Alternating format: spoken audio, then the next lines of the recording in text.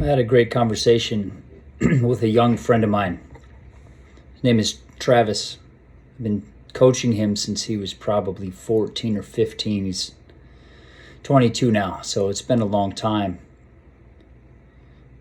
I have the best conversations with Travis. We have amazing conversations. We should tape every one of them. Eventually, one day we will.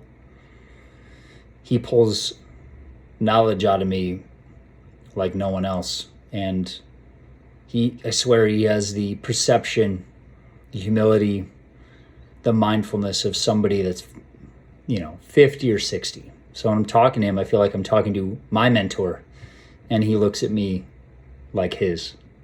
So we have a beautiful relationship.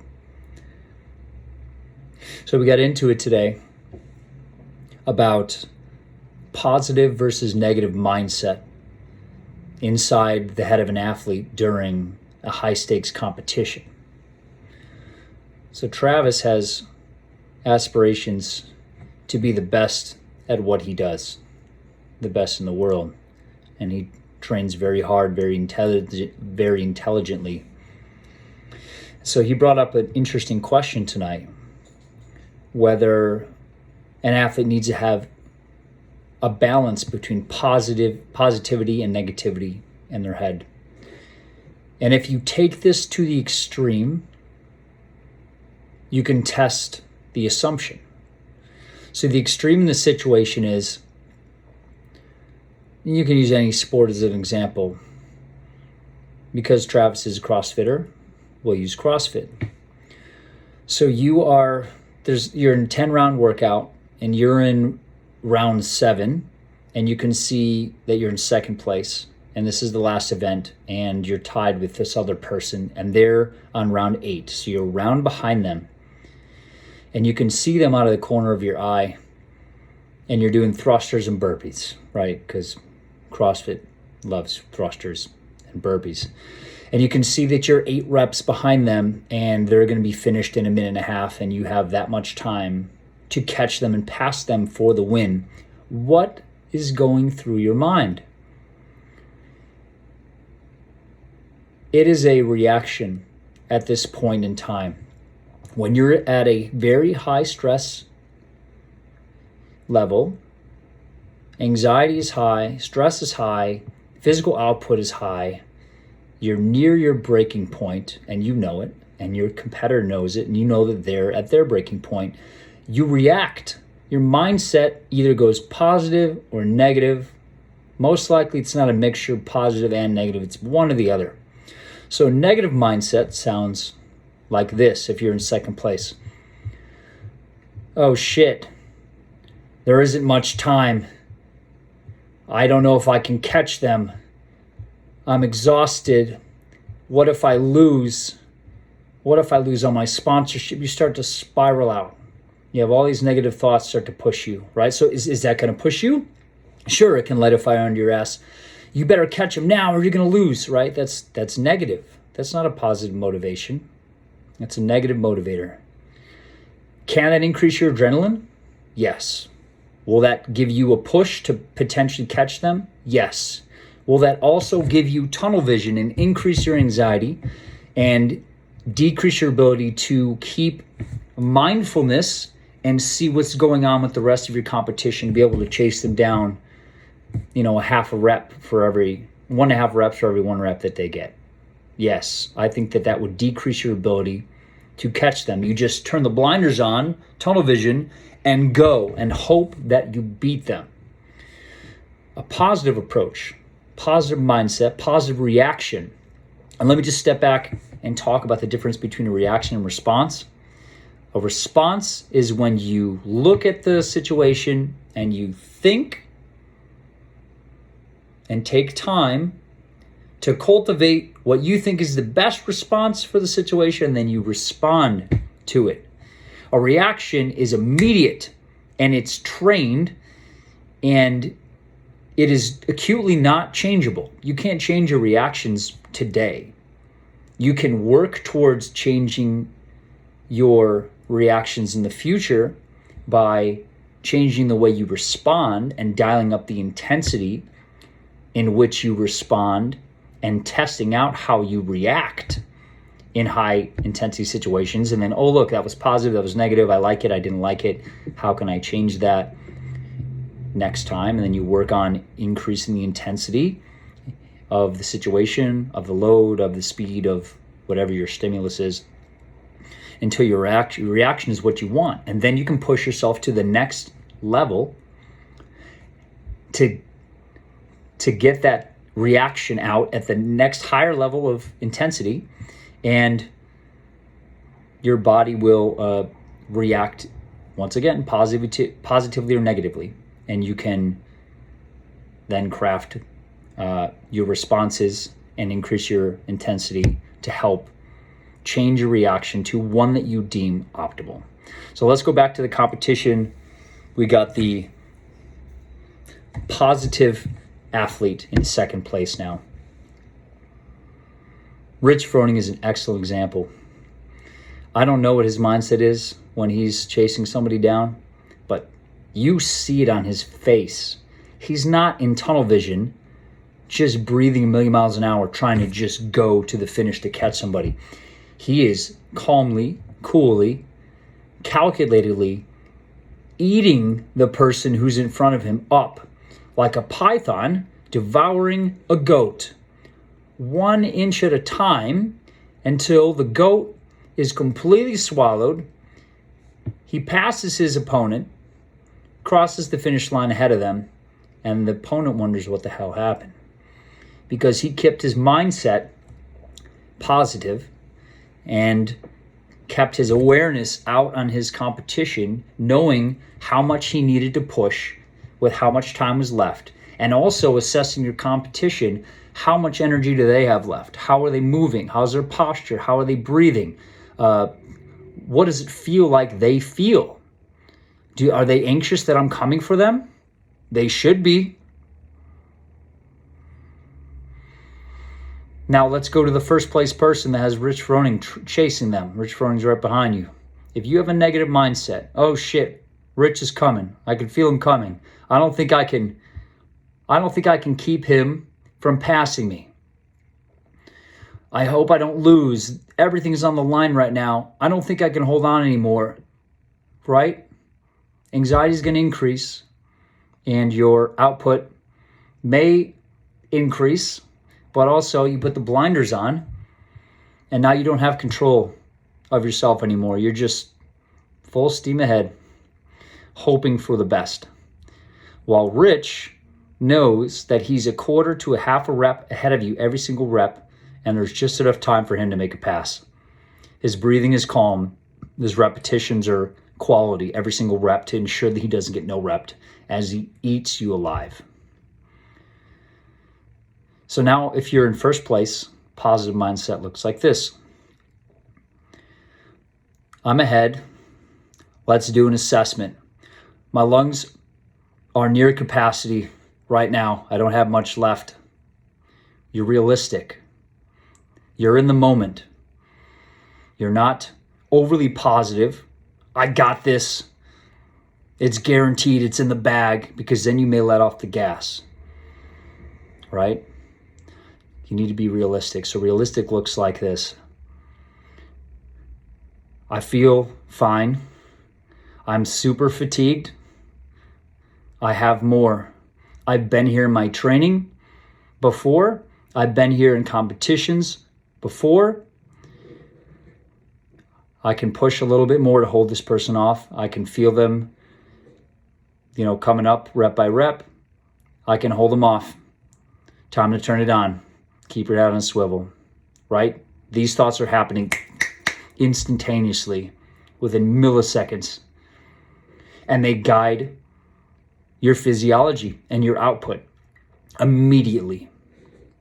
When your brain says go in a high stakes situation, you have a choice. You can either go, or you can say, nah, I can't, I shouldn't, I won't. What if I this, what if I that? But by that time you're done, you missed your chance, because your intuition knows when you're at the last call, when you have 1 or 2 seconds or less to make a decision that's going to affect the outcome. in a high stakes situation that's going to affect the rest of your life. So that's my summary on positive versus negative mindset. There's probably a longer conversation to be had about how to craft that. I've had this debate with myself my entire life. And as an athlete, it was mostly negatively motivated. I believe that was the voice of my coaches when I was a kid, because I grew up in the era where it was okay for your coaches to smack your face mask and helmet and swear at you and say a lot of negative things to motivate you. Negative motivation was huge. Nobody got trophies except for the winners when I was a kid. And so that carries through, that voice. How you're treated by your coaches when you're a kid is how you learn to treat yourself as an athlete. The conversation you have with yourself while you are moving, while you're training, while you're competing. And if you don't adapt and think for yourself and craft your mindset to be what you deem optimal and not what someone else deems as optimal, because as a coach, it is fun to yell at your athletes and treat them negatively, right?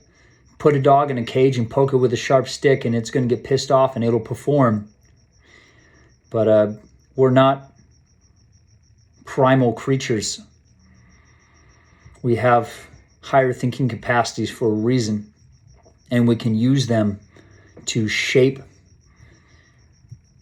our output and our responses and our reactions in the highest of stakes.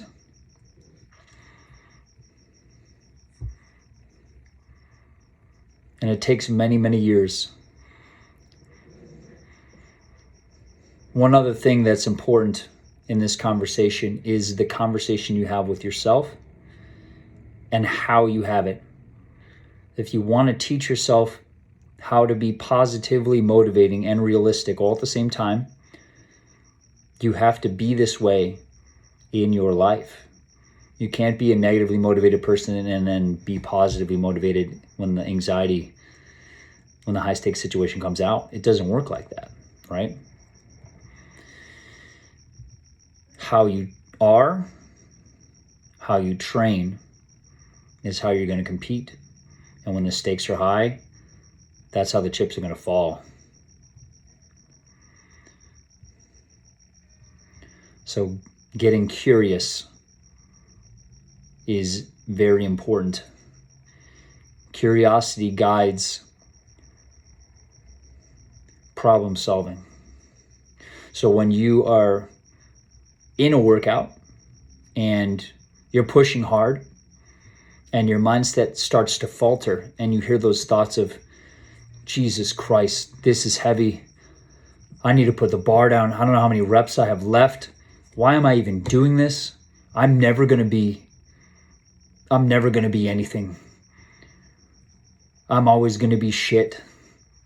Everything starts to turn negative at this point, right? Your brain just takes a detour and starts spiraling downward. Afterwards, it's hard to do this in the moment, right? Because once again, you're reacting. You don't have time or the luxury in the moment to think and develop an optimal response and then respond. You're just reacting. So be mindful of your reaction. Where's your mindset? And then afterwards, you can assess. The assessment process, if you are curious and you want to be positive, looks like this. My mindset got really negative there at the end of that workout.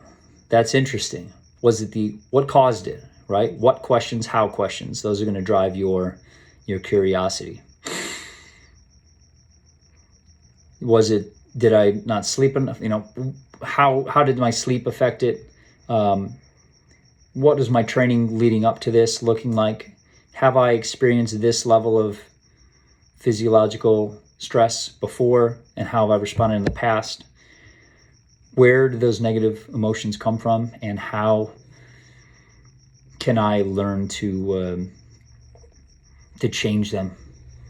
What did I say? How can I change those phrases to be more positive? And then you slowly dial up from the bottom, slowly dial up the intensity over the course of weeks and months, and change your inner dialogue.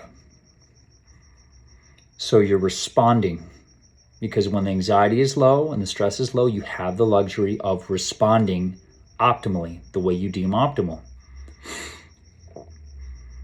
And if you do that enough and you craft your responses in a way that are optimal, when you get back up to that high level of physiological and psychological stress and anxiety, you will react differently. Let's say this is your stressful level from before where you reacted negatively. After all this work on building your positive reactions, responses, when you get up to that same level of physiological and psychological stress, now you'll have a positive reaction because you've trained it, and you can push further. What happens when you get here?